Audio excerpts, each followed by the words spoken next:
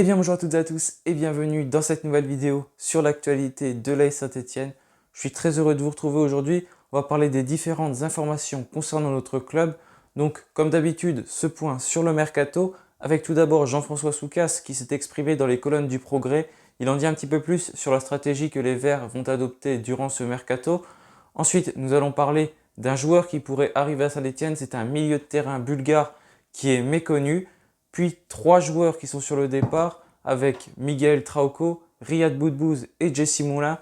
Et enfin, pour terminer cette vidéo, on va parler de la bonne nouvelle du jour avec les féminines de l'AS Saint-Étienne qui montent en première division. Donc, on va commencer sans plus attendre. C'est parti!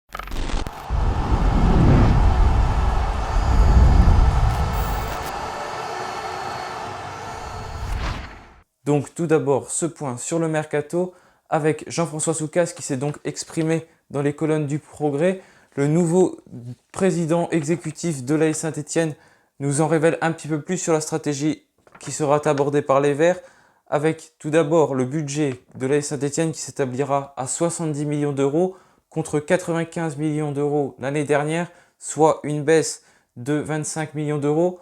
Donc une baisse qui s'explique déjà par le manque de supporters dans les stades. Bien évidemment, Saint-Étienne était déjà en difficulté financière avant cela, mais cela n'a pas arrangé les choses. Les ventes de Saliba et Fofana ont quand même permis de combler une bonne partie de cette dette. C'est donc même pour ça que Saint-Étienne est passé devant la DNCG avec un bilan plutôt favorable. On peut imaginer que si Wesley Fofana n'avait pas été vendu l'année dernière, Saint-Étienne aurait eu des difficultés, serait peut-être même rétrogradé en Ligue 2, du moins à titre conservatoire, et aurait dû faire appel comme Angers et Bordeaux, qui d'ailleurs restent tous les deux en Ligue 1, donc une très bonne nouvelle pour ces deux clubs. Donc voilà, ce budget s'établit à 70 millions d'euros. Il y a aussi le fiasco Mediapro avec les droits TV. Là, c'était très compliqué cette saison. Canal+, heureusement, a pris le flambeau, mais ça n'a pas empêché des grosses pertes pour tous les clubs de la Ligue 1. C'est donc pour cela que les Verts sont en difficulté financière, notamment, et n'auront donc pas un gros budget pour ce mercato. Jean-François Soucas nous dit donc que s'il y a des joueurs à 10 millions d'euros, bien évidemment, Saint-Étienne ne pourra pas les acheter. On n'a pas les moyens, c'est ce qu'on évoque maintenant depuis plusieurs jours et c'est ce qu'il confirme. On évoque ça depuis plusieurs mois, pas depuis plusieurs jours. Et il l'a confirmé, Jean-François Soucas. Donc il va falloir faire avec nos moyens. Ça voudra donc dire qu'il va falloir faire des prêts et pourquoi pas des prêts avec option d'achat, comme c'était le cas de Neyou l'année dernière. Les Verts qui avaient vraiment réalisé un bon coup avec le milieu de terrain de Braga qui a été levé dans la foulée. L'option d'achat a été levée en fin d'année 2020, cette option. C'était le bon coup réalisé par les Verts cette saison.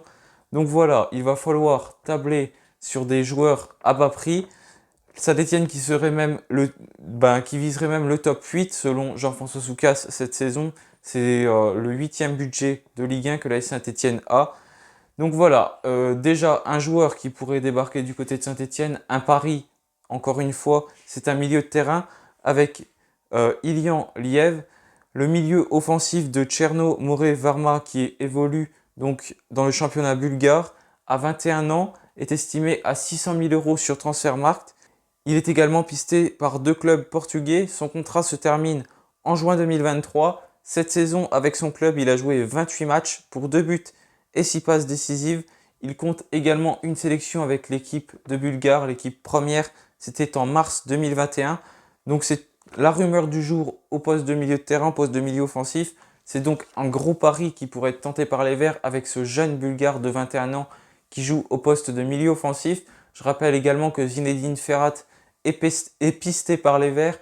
C'est donc un deuxième joueur, mais Ferrat, lui, il est plus confirmé. Il est même beaucoup plus cher puisqu'il est estimé à 8 millions d'euros. Donc Soucas a dit que 10 millions, ce sera compliqué à mettre. 8 millions, on peut imaginer que c'est également très compliqué. Donc, est-ce que la rumeur Ferrat pourrait aboutir?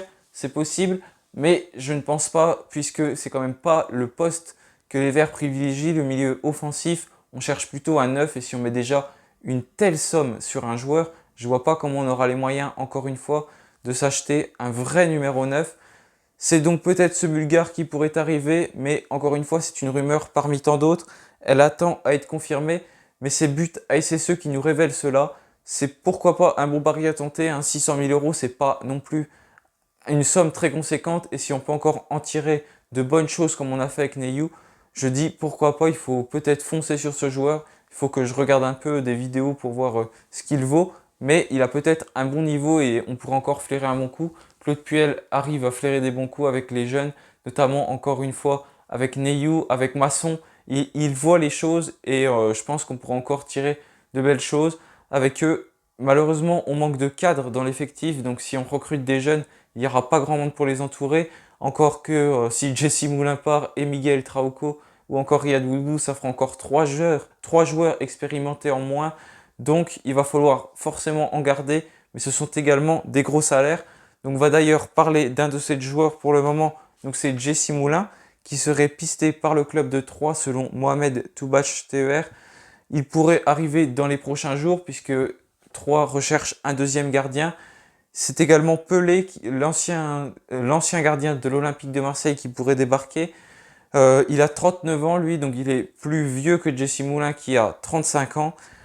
Donc voilà, Jesse Moulin pourrait donc débarquer du côté de Troyes. On sait qu'à Saint-Etienne, il ne sera plus titulaire la saison prochaine. On l'a bien vu que Etienne Green prendra certainement sa place, à moins qu'un autre gardien comme Boubacar Fall ou Stéphane Bajic arrive à stopper Etienne Green dans son élan et à prendre sa place. En tous les cas, il y aura une rude bataille pour être titulaire numéro 1 du côté de Saint-Etienne.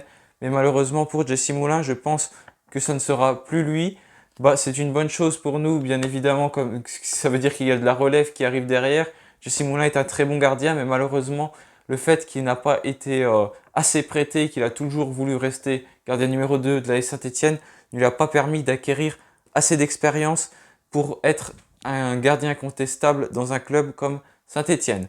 Donc, s'il pourrait partir du côté de Troyes, ce serait très bien pour lui. Il retrouverait d'ailleurs Laurent Batles qu'il a connu à Saint-Etienne et il serait toujours dans un club de Ligue 1. Donc on verra si cette rumeur se confirme, mais Jesse Moulin pourrait donc partir du côté de Troyes. Maintenant, on va parler de Miguel Trauco. Miguel Trauco qui était un indésirable de Claude Puel dès la saison dernière. On l'a bien vu, il était sur le banc. C'était Masson qui prenait sa place à gauche avant qu'il ne se blesse et que Miguel Trauco revienne et s'impose comme le titulaire indiscutable à ce poste. Donc c'est une information de But ASSE, c'est un média péruvien, Retabet, qui nous informe que Trabzonspor est intéressé par Miguel Trauco. Cette rumeur, on la savait déjà depuis un moment, mais le média péruvien relance encore la rumeur. Pour Miguel Trauco à Saint-Etienne, il lui reste un an de contrat. Il avait été acheté par les Verts il y a 2 ans pour un montant de 1 million d'euros en provenance de Flamengo.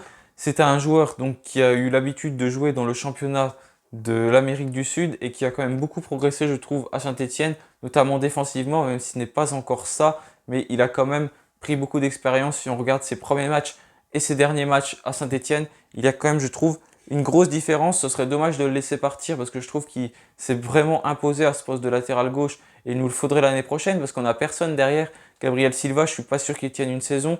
Après, peut-être qu'un jeune va arriver derrière, je ne sais pas trop. Mais un joueur d'expérience comme Miguel Trauco, je trouvais que c'était une bonne chose et ce serait encore dommage de faire partir un tel joueur. Alors que déjà Mathieu Debuchy est parti à droite, ce n'est pas du tout le même type de joueur, mais c'est encore un joueur expérimenté qui pourrait partir. Et je pense pas que ce soit une bonne chose d'avoir une défense qui soit qui soit très très jeune. Il faut quand même des joueurs avec un peu d'expérience, c'est toujours bon en défense. Donc maintenant, le troisième joueur qui pourrait partir de Saint-Etienne, c'est Riyad Boudbouz. Riyad Boudbouz, il lui reste un an de contrat également. Il a un salaire de plus de 200 000 euros à Saint-Etienne et il pourrait partir du côté d'Angers. Mais cette rumeur, est-ce qu'il faut la prendre avec des pincettes ou pas? Parce que comme je l'ai dit, Angers a été rétrogradé provisoirement par la DNCG en Ligue 2. Finalement, ils ont fait appel et ils restent en Ligue 1. Mais je ne suis pas sûr qu'ils ont les moyens de s'attacher les services de Riyad Boudbouz qui a un tel salaire, à moins qu'il accepte de vraiment baisser son salaire. Mais ça, j'en suis vraiment moins sûr. Déjà qu'à Saint-Etienne, il n'a pas vraiment accepté de baisser son salaire alors qu'on était en difficulté financière. Je suis pas sûr qu'il accepte un salaire très très bas du côté d'Angers. Donc une rumeur à prendre avec des pincettes, mais on sait de toute façon que Claude Puel aimerait voir partir Riyad Boudbouz qui a un trop gros salaire, tout comme Wabi Kazri qui est le premier salaire du club. C'est pour ça que tous ces joueurs sont sur le départ et c'est pour ça également que Mathieu Debuchy est parti puisqu'il faisait partie des plus gros salaires. Mais j'aurais bien aimé qu'il reste, ça faisait un joueur d'expérience en défense. Donc n'hésitez pas à me dire si pour vous Riyad Boudbouz doit rester, mais il est sur le départ. Et enfin, cette information du jour, une très belle information avec les Vertes qui montent en Ligue 1, en Division 1, pardon. C'est la première fois depuis 3 ans qu'elles luttaient dans ce championnat de deuxième division et elles arrivent à remonter. L'année dernière, elles auraient déjà dû être en première division, mais à cause du Covid, le championnat avait arrêté. Et ensuite, il y avait eu un classement bizarrement fait puisque c'était le nombre de points divisé par le nombre de matchs et les Verts avaient donc échoué à 0,04 alors qu'elles étaient devant, mais elles avaient un match de retard et c'était face à Yser, un match si elles auraient gagné, elles seraient montées en première division, mais les matchs qui ont été comptés, c'était tous les matchs disputés. Le Havre avait donc pu disputer un match de plus que les Verts et donc Saint-Étienne avait donc payé cela malheureusement, mais cette saison, elles ont été repêchées enfin. C'est d'ailleurs le Havre qui descend, qui était 12e. C'est d'ailleurs le Havre qui descend, le Havre qui a fini 12e du championnat et qui descend donc en deuxième division. Les Verts qui prennent la place, malgré qu'elles ont joué peu de matchs cette saison, mais elles étaient encore une fois premières. En deuxième division, elles ont quand même joué 67 matchs en tout pour 50 victoires. Donc un bilan qui méritait vraiment de la première division pour les Vertes. J'espère qu'elles vont réussir à rester le plus longtemps possible.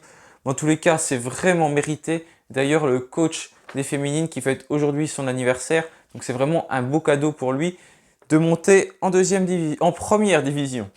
Donc voilà, cette vidéo est terminée. Merci de l'avoir suivi. N'hésitez pas à la liker, la partager, la commenter si elle vous a plu. Je vous retrouve très bientôt pour une nouvelle vidéo. En attendant, portez-vous bien et allez les Verts!